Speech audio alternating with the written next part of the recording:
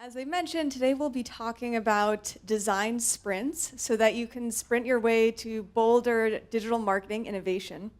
I'm Julia Macalaster. I'm the head of strategy and growth at Def Method. And since we are at a digital marketing conference, if you'd like to tweet at us at any point during this presentation, our Twitter handle is Def Method Inc. So Def Method, we are an agile software consultancy. So what that means is we work with clients ranging from small startups looking to build out their MVPs to large enterprises looking to solve their biggest technical problems by staffing them up with engineers. So you're probably asking yourself right now, why is this chick from a digital marketing firm, from a software consultancy, coming to speak with us at a digital marketing conference? And the reason why is because we also help our clients with problem solving. So engineering is not cheap. If any of you who have worked with engineers know that. And so when we have our clients come to us, we want to make sure that they're building the right products and that they're really seeing a return on their investment. So we use a couple different processes to make sure that the products that they're building are the right products and that they're really bringing out the boldest innovations. So one of the processes that we use that can be directly applied to digital marketing is called a design sprint. So a design sprint is a process that Google Ventures talks about all the time. They drew upon a bunch of different methodologies as well, such as the lean startup. They drew on IDEO's best practices. They drew on information coming out of the design school at Stanford. And a design sprint is a process that we use at Def Method to make sure that our clients are building out their boldest, best products by taking a quick approach to testing prototypes before actually building the product. So, to explain the value of a design sprint, I'm going to take you back to my childhood. When I was 10 years old, I started my first business, and it was called Creative Jewels. And while I do like to think of myself as an entrepreneur, the only reason why I started this business was because I desperately wanted one of these. I don't know if you guys remember, but back in the 90s, Furbies were huge. And I desperately wanted one. They had just come out on the market. They were only on the resale market, actually, and they were coming in at a price tag of around $100, which was just insane. So, of course, my parents said, no, we're not buying you one. But if you'd like to buy one, you can earn the money yourself. So I figured out a way of building out these silly little Sculpey cufflinks and selling them to my dad's friends. I worked for several months doing this until finally I had earned $100, and I was so excited to finally go and buy my Furby. I thought our experience would look something like this. Furby friend and I staying up late at night, having chats, telling each other secrets. And when I finally got my Furby home, I was so excited. But what ended up happening is my experience looked something more like this. Furby never falling asleep, never leaving me alone, always there. It was the worst, and any of you who've ever had a Furby, I hope you know what I'm talking about. Now, my friend Annie, she was much smarter than I was.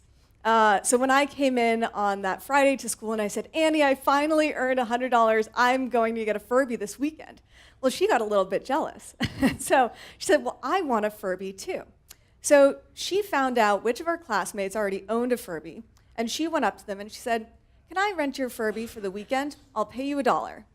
And that girl in our class said, sure, I'll be able to get a candy at snack time.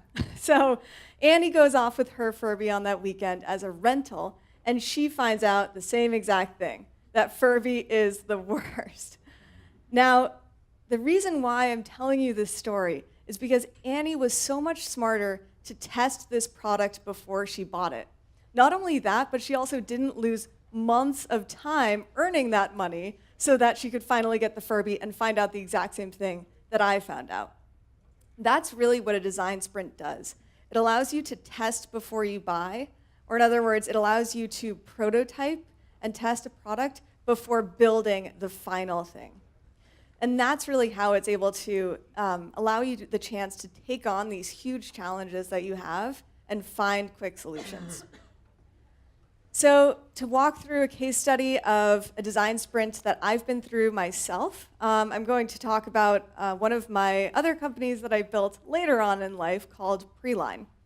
So about 2.5 years ago, I started this company, Preline, with two co-founders. It was a predictive analytics platform for fashion brands. So we took merchandise that fashion brands had yet to make, and we tested it with the end user to see what they liked, what they didn't like. We would feed that insight back into our analytics backend, where the brands could then see what to buy, where to place it, and who they were selling it to. Now, at the time, I was actually a client of Def Method. Yes, I was a client of Def Method before working with them. And so we came to Joe about 5 months into building our product, and we said, Joe Leo, the CEO and founder of Def Method, by the way,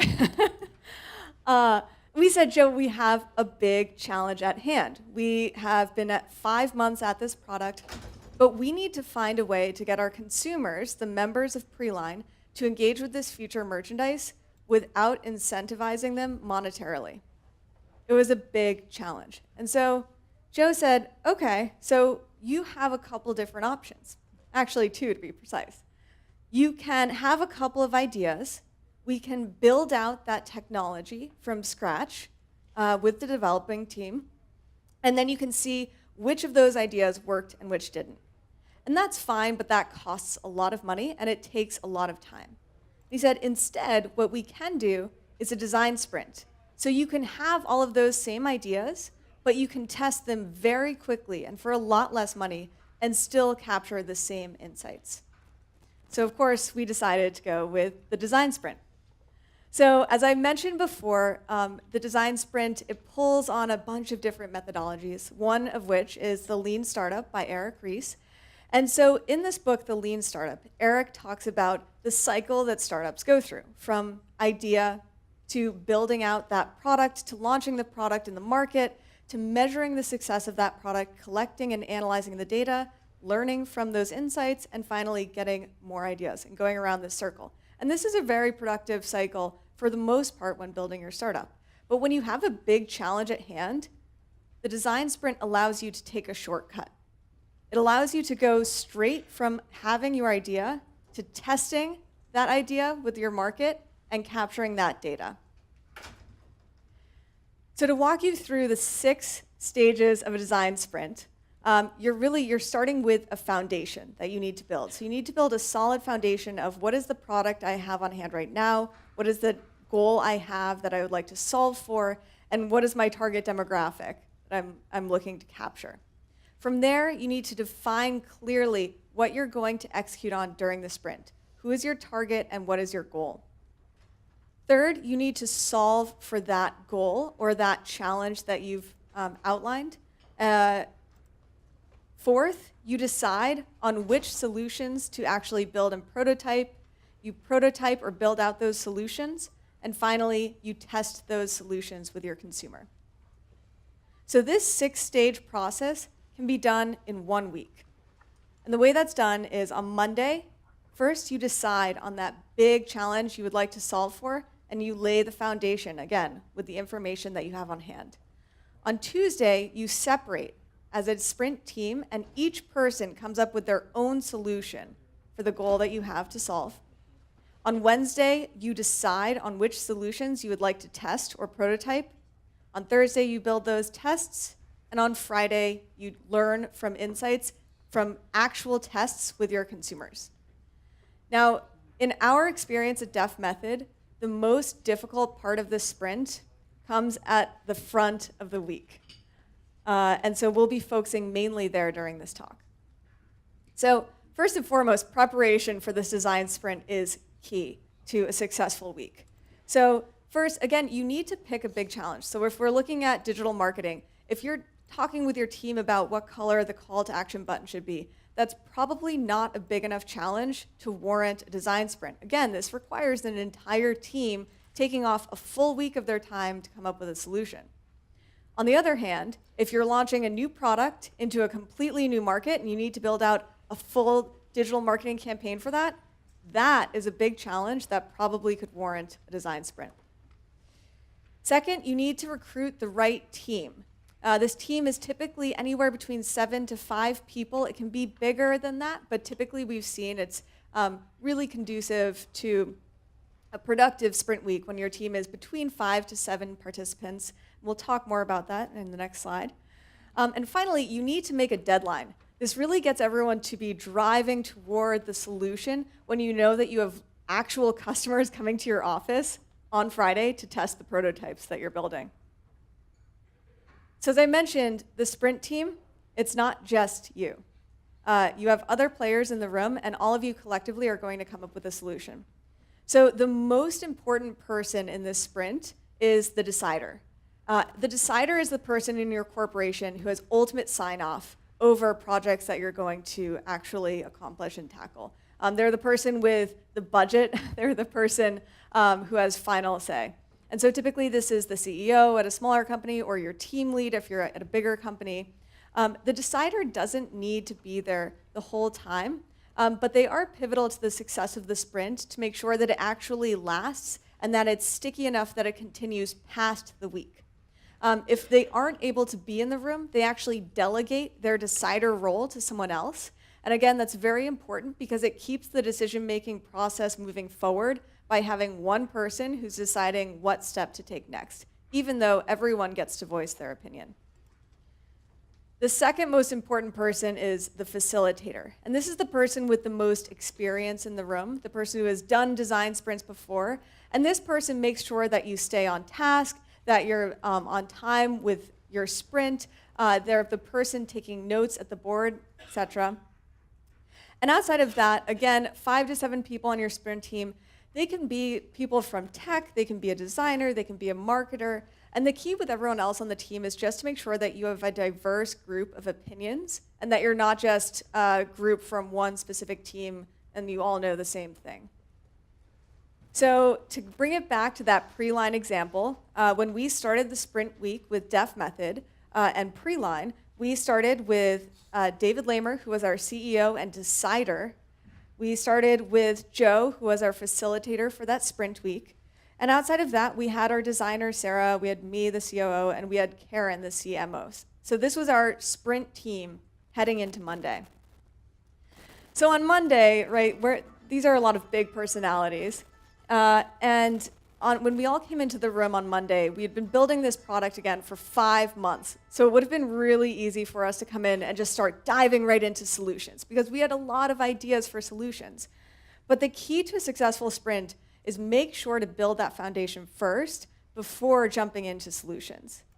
So to build that foundation, first, make sure that your entire team is aligned on the goals for your sprint week. I think you'd be surprised by some team members having different notions of who your target demographic is, for example. It's really important to make sure everyone in the room is aligned. Second, you want to gather all the information you have at hand. So for example, again with Preline, we had been launched for 5 months. We had beta users using our platform.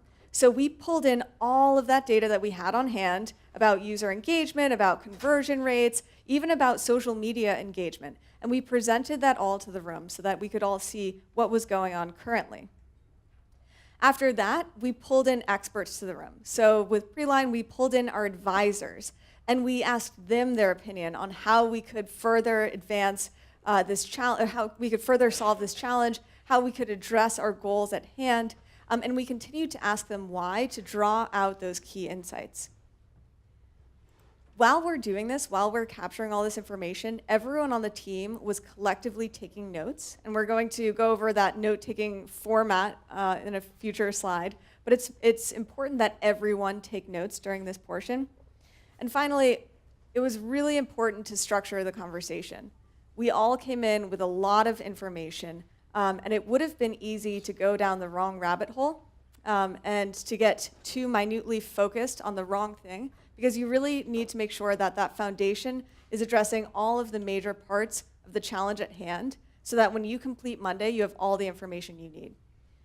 So when talking about structuring the conversation, I often think back on my senior year of college. I was interviewing for consulting firms. And for any of you who've interviewed for consulting firms, they use this case study format.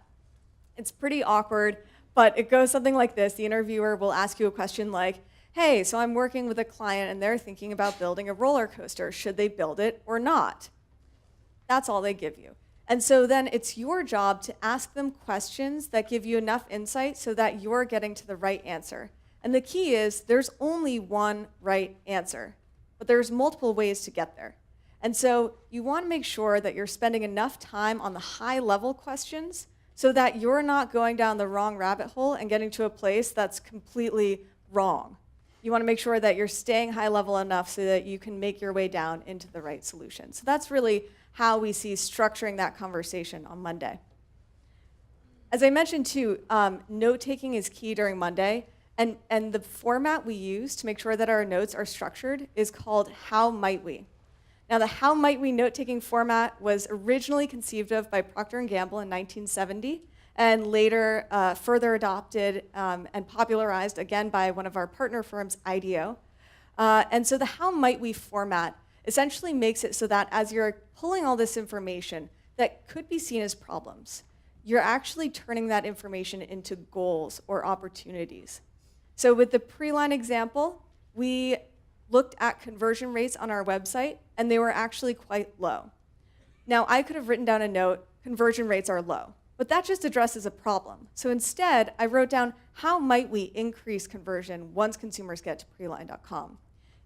It changes your thinking to start thinking about solutions and start driving towards ultimate goals. So some other how might we's that came out of that day were, how might we encourage users to spend more time on the site? How might we get users to discover new brands? So again, all of us are taking notes like this, every single person in the room, all 5 design sprint participants.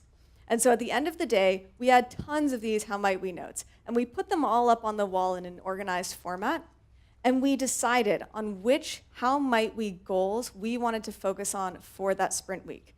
We did that with the sticker technique.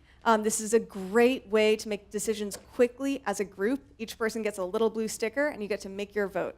So we all placed our votes up on the board, right? And finally, David Lamer, our decider, went up, and he decided, I want to focus on how might we encourage users to spend more time on the site for this design sprint. So that's where we went. So then on Tuesday, we had a very clear goal. We wanted to get more users spending more time on the website. And on Tuesday, it was time to come up with solutions, finally. So we started Tuesday with lightning demos. Lightning demos, you bring up products that address solves for some of the things that you want to talk about for the solutions you're thinking of. So for example, Sarah Butler, our designer, she presented Pinterest, and she said, I love how Pinterest allows you to comment on certain items. I think that can get users to spend more time on our website. Just a quick little lightning demo, she showed us how it worked. From there, the group actually splits up, and we find that individuals coming up with solutions on their own is more productive during these design sprints than groupthink and collectively coming up with solutions. So at this point in the day, you actually split up. Everyone walks around the room. You have a lot of notes on the whiteboards at this point. You have a lot of information at hand. So every individual goes around and takes notes on the information you've collected. You start to kind of think of initial ideas for solutions that address the goal that you have on hand. And then you do my favorite part of the sprint week, Crazy Eights. And this process is amazing for pulling out some bold, crazy ideas. And that's because it's actually, you get a minute per square on an 8-square sheet to come up with a solution per square. Now, that's just a minute per solution. And so typically, square 1 through 4, you're coming up with the average vanilla solutions that you would. So you say, well, I need a user to sign in, so they put in their email, and then they put in their password.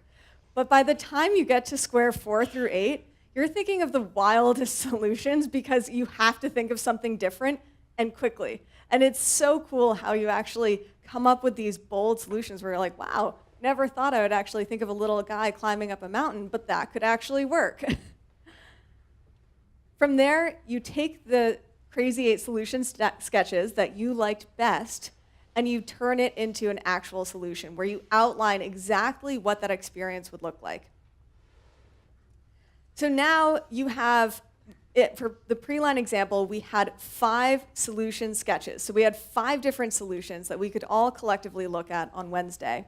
And on Wednesday, we came in and we had to decide on which of those solution sketches we wanted to move forward with to prototype. So you come in on Wednesday, and first you just silently walk through some of the other solutions that everyone else has built out. You see what they've built, you talk through what it might mean. From there, the team votes, again, using that sticky vote technique. And then from there, the decider selects the prototype or prototypes that you would like to test. So with Preline, we decided that we wanted to test 3 different prototypes. One we called predictions, yes, super cheesy. The other we called polls, and the third one we called feed. So then from there, we knew exactly what we wanted to build and prototype, and we just had to storyboard out how we would make that happen on Thursday. So when you come in on Thursday, you come in with all of the tools you need to build out those prototypes. So again, with Preline, our first one was called predictions. So this prototype that we built, it showed the consumer which products were trending, which tags were trending. Really, it showed our members the information that we were giving to the brands. We thought that would be valuable and that they would find that insightful. The second one that we built out was called polls. So this allowed the user to pitch a poll out to their community and say, hey, do you think denim on denim is still a cool thing? And their community could then subsequently vote and see what the percentage breakdown of the votes had been for previous users voting on that item.